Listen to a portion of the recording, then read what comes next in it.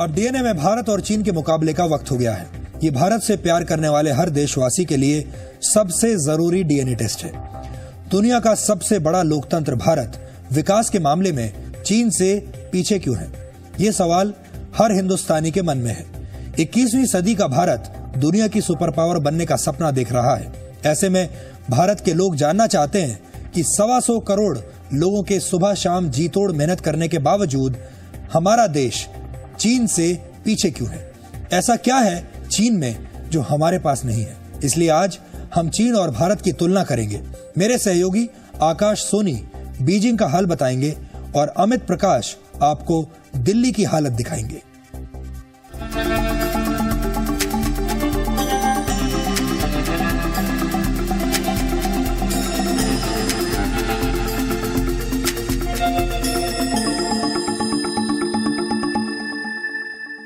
दिखाना चाहता हूं आपको इस जगह से।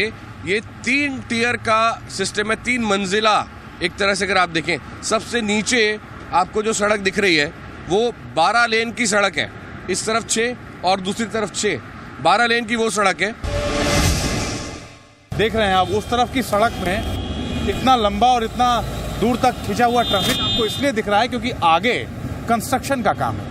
अब यही उदाहरण ले लीजिए, आगे कंस्ट्रक्शन का काम चल रहा है और इसकी जानकारी लोगों तक सही वक्त पर नहीं पहुंचाई गई और उसकी वजह से लोग अवॉइड नहीं करते इस सड़क को, यहां आते हैं और जाम में फंस जाते हैं। चीन में छोटी से छोटी चीज का ख्याल रखा जाता है। प्रदूषण कम करने के लिए सरकार साइकिलों पर सब्सिडी देती है, खास तौर पर इलेक्ट्रिक साइकिल्स पर। चीन में इस तरह की इलेक्ट्रिक बाइक्स को बहुत प्रमोट किया जा रहा है। इसकी कीमत 10,000 से 40,000 रुपए की है और 6 घंटे तक इसकी बैटरी को चार्ज करना होता है। 6 घंटे आपने इसकी बैटरी को चार्ज कर दिया, उसके बाद आप 40 किलोमीटर इस गाड़ी को चला सकते हैं। ये बस इस लेन में जा रहा है और मैं बिल्कुल इसके करीब जा रहा हूँ। ना तो इस साइकिल के लिए कोई डेडिकेटेड लेन है जिस पर मैं चलूं और ये मान के चलूं कि अगर इस पे सिर्फ उस लेन पे सिर्फ साइकिल चलती है तो साइकिल वाले ही चल रहे होंगे, पीछे मेरे कोई बस नहीं आ रही होगी। लेकिन यहाँ इस बात की कोई गारंटी नहीं है।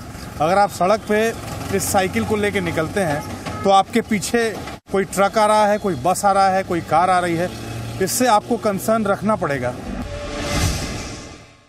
ये खूबसूरत सड़क जो आपको अभी नजर आ रही है, इसी का उदाहरण लें कि यहाँ से अगर 1 किलोमीटर आगे तक किसी को कॉन्ट्रैक्ट दिया गया कि उसे सड़क बनानी है, तो अगर यहाँ से वहां तक की सड़क की एक्सपायरी डेट 3 साल बाद की है, उसके पहले अगर ये रोड खराब होती है तो उसके खिलाफ कार्रवाई की जाएगी। कॉन्ट्रैक्टर को ब्लैकलिस्ट भी किया जा सकता है और उसे अपने खर्चे पे ही रोड वापस बनानी होगी। देश के सड़कों की बात करते हैं और उसमें भी देश की राजधानी दिल्ली की सड़कों की बात करते हैं। अपने टेलीविजन स्क्रीन पर जिन सड़कों को आप देख रहे हैं, आपको लग रहा है कि इसमें करोड़ों रुपए खर्च किए गए।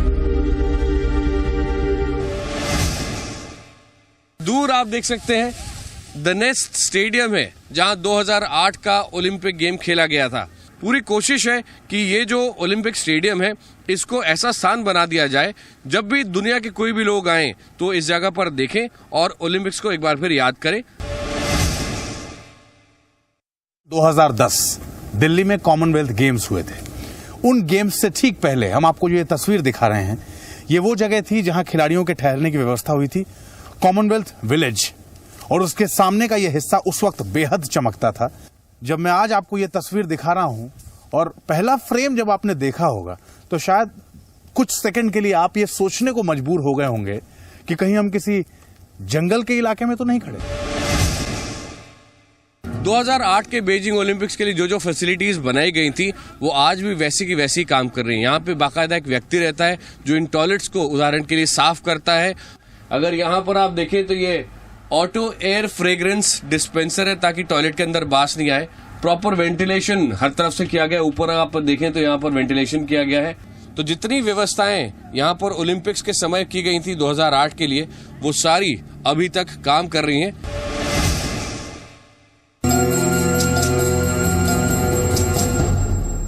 इस टॉयलेट की हालत देख के शायद आप आसानी से इस बात का अंदाजा लगा सकते हैं कि कई दिनों से इस पर किसी ने ध्यान ही नहीं दिया। कॉमनवेल्थ खेलों के बाद इन टॉयलेट्स की सफाई की जिम्मेदारी, इनके रखरखाव की जिम्मेदारी कुछ निजी कंपनियों को दी। यहाँ कोई शख्स अगर पहुंचता है तो ना यहाँ पानी है, ना यहाँ सफाई है और यहाँ बदबू इतनी कि अंदर मैं अब बहुत ज्यादा देर तक रुक नहीं सकता हूं, इसलिए बाहर आके आपको अब चीजें बताता हूं। जिन कंपनियों को इन टॉयलेट्स के रखरखाव का जिम्मा दिया गया है वो इस पर ध्यान देती हैं या नहीं, यहाँ जो कर्मचारी उस कंपनी की तरफ से तैनात किए गए हैं वो कर्मचारी यहाँ रहते भी हैं या नहीं। चीन और भारत में इतना फर्क इसीलिए है क्योंकि चीन ने हर स्तर पर प्लान करके काम किया है और हर नागरिक ने उस प्लान में अपना पूरा सहयोग दिया है। बीजिंग से कैमरा पर्सन संकर्षण मलिक के साथ आकाश सोनी और दिल्ली से अमित प्रकाश, जी मीडिया। तो आपने देखा चीन और भारत का फर्क, और अब आपको धीरे धीरे अपने जवाब मिलने शुरू हो गए होंगे कि हम चीन से इतने पीछे क्यों हैं। अब कुछ ऐसे आंकड़े आपको दिखाते हैं जिनको सुनकर कोई भी भारतीय परेशान हो जाएगा। 1980 में भारत और चीन की आर्थिक शक्ति लगभग बराबर थी। 1980 में चीन का जीडीपी $246 बिलियन था, जबकि भारत का जीडीपी $248 बिलियन था, यानी चीन से ज्यादा था। अब चीन का जीडीपी $15 ट्रिलियन हो चुका है, जबकि भारत का जीडीपी सिर्फ $4.7 ट्रिलियन है। यानी 34 वर्ष में चीन का जीडीपी भारत का 3 गुना हो चुका है। परचेजिंग पावर पैरिटी के आधार पर भारत की प्रति व्यक्ति आय $3,991 है, जबकि इसी आधार पर चीन की प्रति व्यक्ति आय $10,253 है। यहाँ भी करीब 2.5 गुना से ज्यादा का फर्क है। 2012 में चीन के पास भारत के मुकाबले विदेशी मुद्रा का भंडार 11 गुना ज्यादा था। देश के निर्माण की बात करें तो साल 2011 में चीन ने इंफ्रास्ट्रक्चर पर करीब $616 अरब खर्च किए, जबकि भारत ने इस दौरान सिर्फ $155 अरब खर्च किए, यानी लगभग 4 गुना कम। 2011 में चीन ने सड़क बनाने के लिए करीब $209 अरब खर्च किए, जबकि भारत ने सिर्फ $15 अरब खर्च किए हैं, यानी 14 गुना कम खर्चा हुआ है भारत में। अब खेती की बात करते हैं। खेती में भी अगर देखें कृषि के मामले में तो चीन में चावल की प्रति हेक्टेयर पैदावार भारत से 3 गुना ज्यादा है। चीन में गेहूं की पैदावार 50% ज्यादा है और भारत के मुकाबले कपास की पैदावार 2.5 गुना ज्यादा है। यानी चीन अभी भारत से मीलों आगे निकल चुका है, लेकिन भारत को निराश नहीं होना चाहिए। लंदन के centre for economic and business research की माने तो वर्ष 2028 तक भारत जापान को पीछे छोड़कर दुनिया की तीसरी सबसे बड़ी अर्थव्यवस्था बन जाएगा, जबकि चीन अमेरिका की जगह ले लेगा। और हमारे साथ हैं हमारे सहयोगी आकाश सोनी, जो चीन की यात्रा करके लौटे हैं और उन्होंने भारत और चीन के फर्क को खुद महसूस किया है। आकाश चीन की कामयाबी के चश्मदीद गवाह हैं। आकाश, चीन के मुकाबले भारत के पिछड़ने की क्या वजह आपको नजर आई? आप भारत में रहते हैं और चीन में कुछ दिन रहकर आए हैं, क्या वजहें आपको लगी? सुधीर, जो आप अभी बात कह रहे थे कि हम सब देश में जी तोड़ मेहनत कर रहे हैं, लेकिन विकास में वो तेजी भारत में नजर क्यों नहीं आ रही है? चीन की जो तस्वीर आपने देखी होगी, आपको भी झुंझलाहट हो रही होगी, क्यों हम वहां पर नहीं है? भारत में कहीं ना कहीं एक लीडरशिप का क्राइसिस नजर आता है। कड़े फैसले हमारी सरकार क्यों नहीं लेती है? डेडलाइन सेट करके काम समय पे पूरा क्यों नहीं होता है? चीन में ये बाकायदा होता है। भ्रष्टाचार पे वो नकेल क्यों कस चुके हैं, कैसे कस चुके हैं, ये हमारे सामने है। पिछले 30 साल से हो रहा है, लेकिन हम कुछ सीख नहीं रहे वहां से। और कहीं ना कहीं हमें खुद वोटर के रूप में, नागरिक के रूप में तय करना है, जो नेता अच्छा काम करेगा उसको रखेंगे, वरना उसे हटाएंगे। साथ ही साथ जो नेता आ रहा है कहां से आ रहा है? हमारे समाज से आ रहा है। थोड़ा अपने अंदर भी झांकने की जरूरत है। चीन में अगर आपने थोड़ी देर पहले नोटिस किया हो, बहुत सारे लोगों ने ट्वीट भी किया इसके बारे में कि अमित जब दिल्ली में थे तो सड़कों से शोर बहुत आ रहा था। बीजिंग में आपको शोर सुनाई ही नहीं दे रहा था। आमतौर पर सामने वाले की गलती भी हो तो भी वहां कोई हॉर्न नहीं बजाता है। एक और उदाहरण देखिए, एक सड़क 10 साल में भारत की और 10 साल में चीन की। भारत में एक ही टेंडर बार बार आता है उस सड़क को बनाने का और मेंटेन करते रहने का, जबकि चीन उसको सेट कर देता है स्टैंडर्ड को, और जिम्मेदारी तय करने के बाद में अगली सड़क बनाने के लिए, अगला ब्रिज बनाने के लिए आगे बढ़ जाता है और इंफ्रास्ट्रक्चर को तेजी से आगे बढ़ा रहा है। जी आकाश, क्या भारत और चीन के बीच का ये जो बहुत बड़ा अंतर हमने महसूस किया, अभी देखा, क्या ये आने वाले दिनों में आपको कुछ कम होता नजर आ रहा है? क्या हमारे लिए कुछ उम्मीद है? काश सुधीर जी मैं हाँ कह पाता इस सवाल के जवाब में, लेकिन बराक ओबामा क्या बात कह के अमेरिकन को डराते हैं।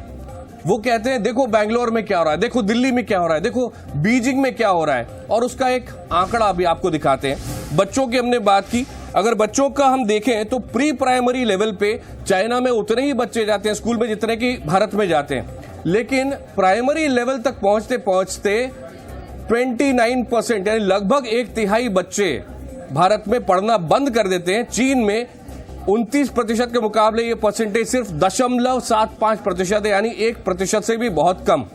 इसी तरह से अगर आप रिसर्च एंड डेवलपमेंट के बारे में सोचें, अमेरिका, यूरोप के देश हमेशा वो सोचते हैं कि R&D आपका स्ट्रांग रहेगा तो आप आगे रहेंगे।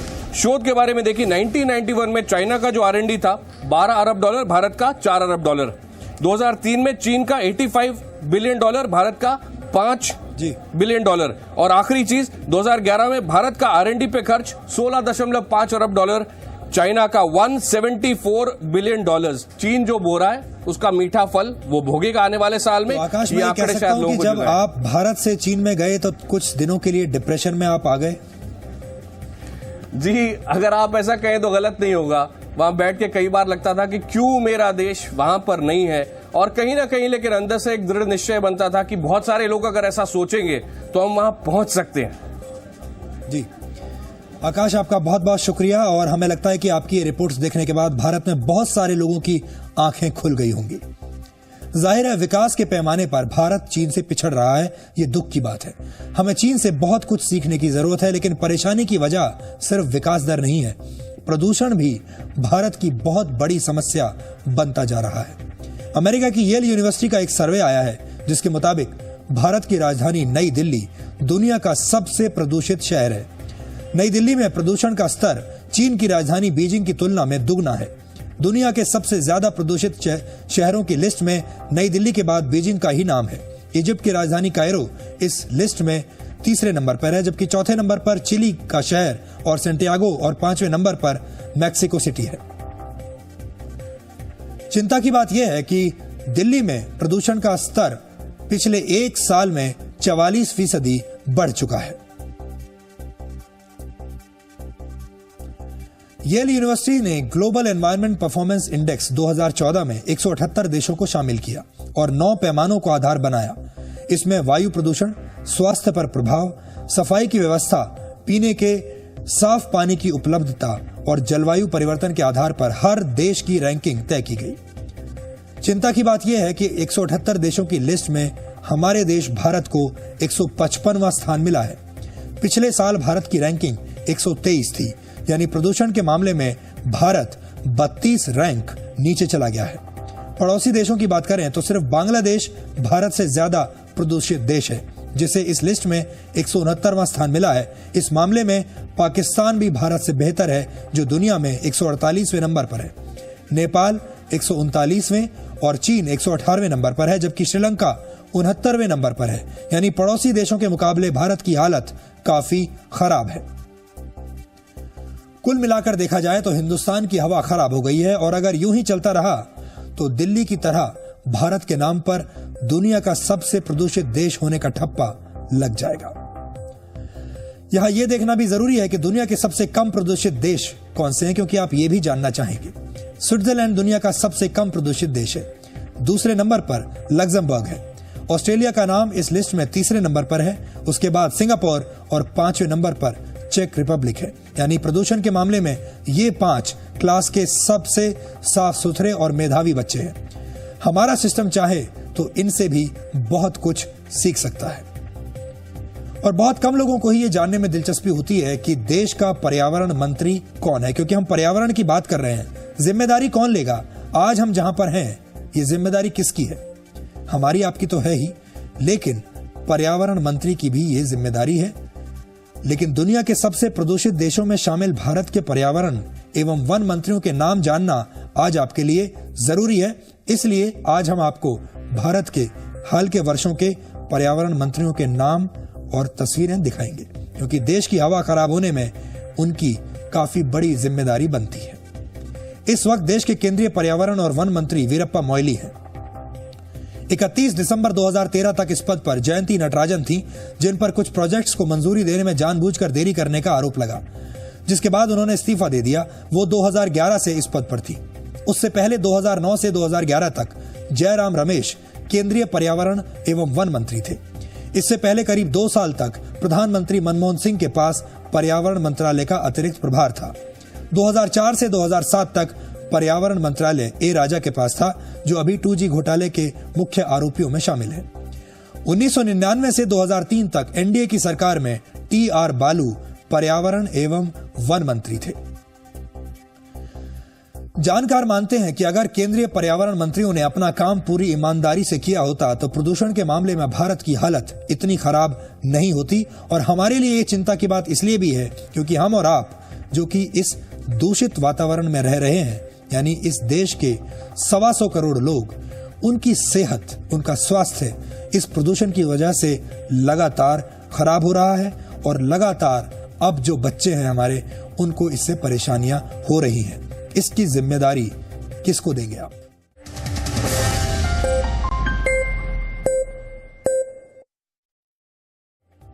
अब आपको तमिलनाडु लेकर चलते हैं, जहां एक राजनीतिक खानदान के अंदर 2 भाइयों के बीच महाभारत चल रही है।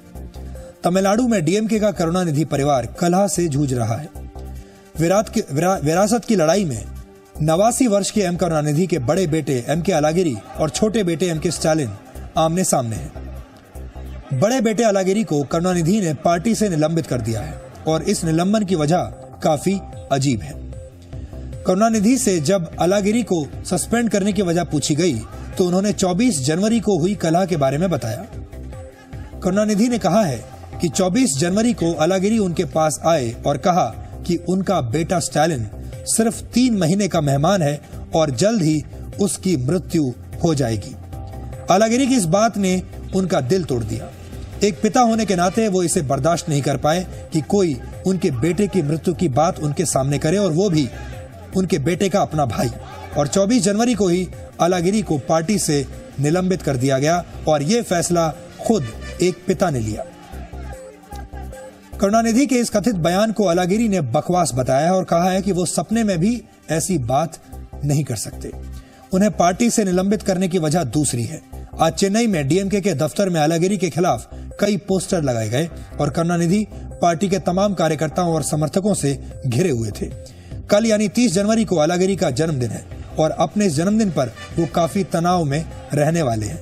लेकिन जब उनसे इस व्यवहार के बारे में पूछा गया तो उन्होंने यही कहा कि वो अपने पिता की बहुत इज्जत करते हैं और वो यही मानते हैं कि उनके पिता ने उनके निलंबन का जो फैसला किया है, ये उनके जन्मदिन का सबसे बड़ा तोहफा है उनके पिता की तरफ से।